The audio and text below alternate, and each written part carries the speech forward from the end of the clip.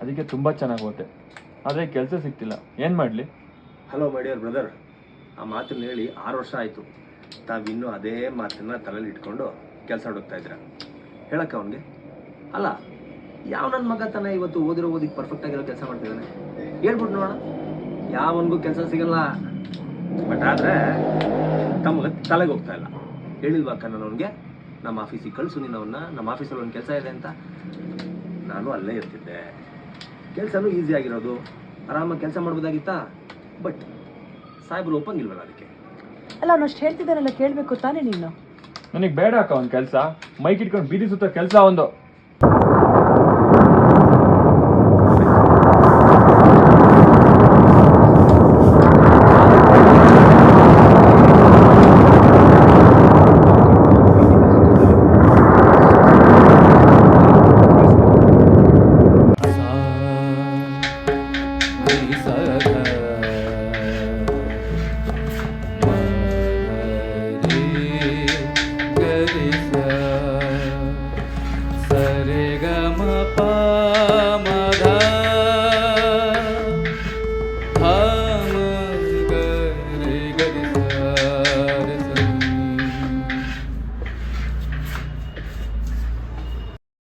ಜೀವಿತ್,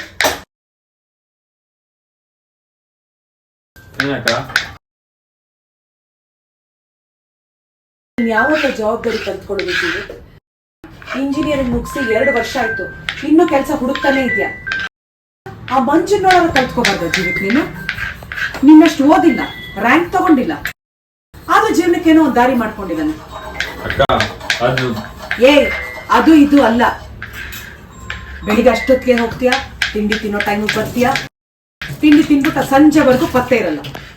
ಅಲ್ಲ, ಅಟ್ಲೀಸ್ಟ್ ಏನ್ ಮಾಡ್ತಿದ್ಯಾ ಅಂತ ಹೇಳು.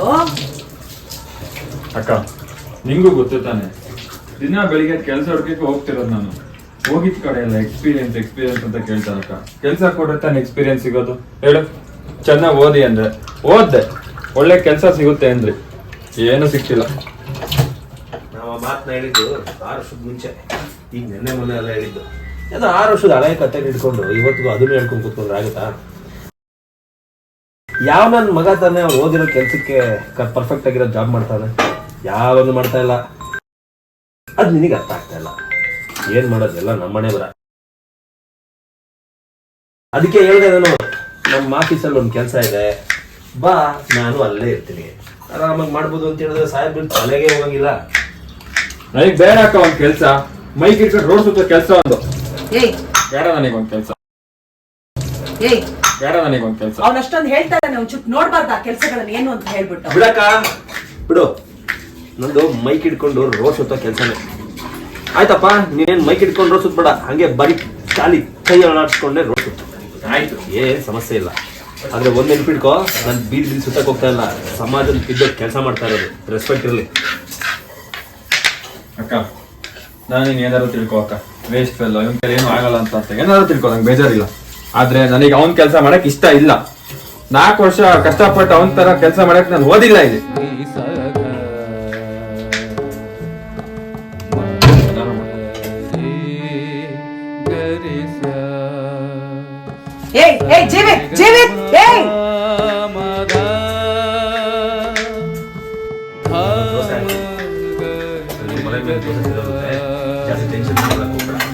ಟೆನ್ಷನ್ ಮಾಡ್ಕೋಬೇಡ.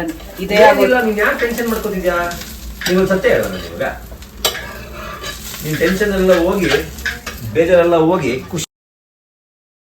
ಬೆಳಿಗ್ಗೆ ಎದ್ದು ಎಲ್ಲೋ ಹಾಳಾಗಕ್ಕೆ ಹೋಗ್ತಾ ಇಲ್ಲ, ಸುಮ್ಮನೆ ಬೀದಿ ಸುತ್ತಕ್ಕೆ ಹೋಗ್ತಾ ಇಲ್ಲ.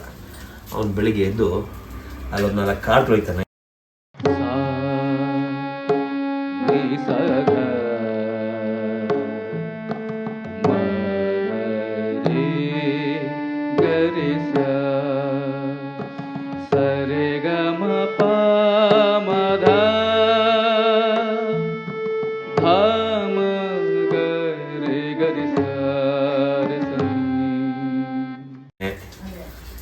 ಒಂದು 4 ಮನೆಗೆ ಹಾಲು ಪೇಪರ್ ಎಲ್ಲ ಹಾಕಿ ಲೈಟಾಗಿ ಸಂಪಾದನೆ ಮಾಡ್ತೀಯಾನೆ, ಅದ್ರ ಜೊತೆ ಕೆಲಸ ಹುಡುಕ್ತೀಯಾನೆ. ಅವ್ನು ಹಾಳಾಗ್ತಾ ಇಲ್ಲ, ತಲೆ ಕೆಡಿಸ್ಕೊಬೇಡ. ಇವತ್ತೆಲ್ಲ ನಾಳೆ ಅವ್ನು ಒಳ್ಳೆ ಮನಸ್ಸಿಗೆ ಕೆಲಸ ಸಿಕ್ಕೇ ಸಿಗುತ್ತೆ. ನೀನು ಜಾಸ್ತಿ ಟೆನ್ಷನ್ ಮಾಡ್ಕೊಳಕ್ ಹೋಗ್ಬೇಡ. ನೀನು ಹೇಳಿದೆಲ್ಲ ಸತ್ಯ ಆಗ್ಬಿಟ್ರೆ ಅಷ್ಟೇ ಸಾಕು, ನನ್ಗೆ ಇನ್ನೇನು ಬೇಡ ಜೀವನದಲ್ಲಿ. ನಮಗಿರೋ ಬೇಗ ದೋಸೆ ಹಾಕೊಡು, ಹೊಟ್ಟೆ ಹಸಿತಾ ಐತೆ, ಈರುಳ್ಳಿ ಹೆಚ್ಚಾಯ್ತು, ಒಗ್ಗರಣೆ ಹಾಕ್ಬಿಟ್ಟು ಮುಗಿಸ್ಬಿಡು.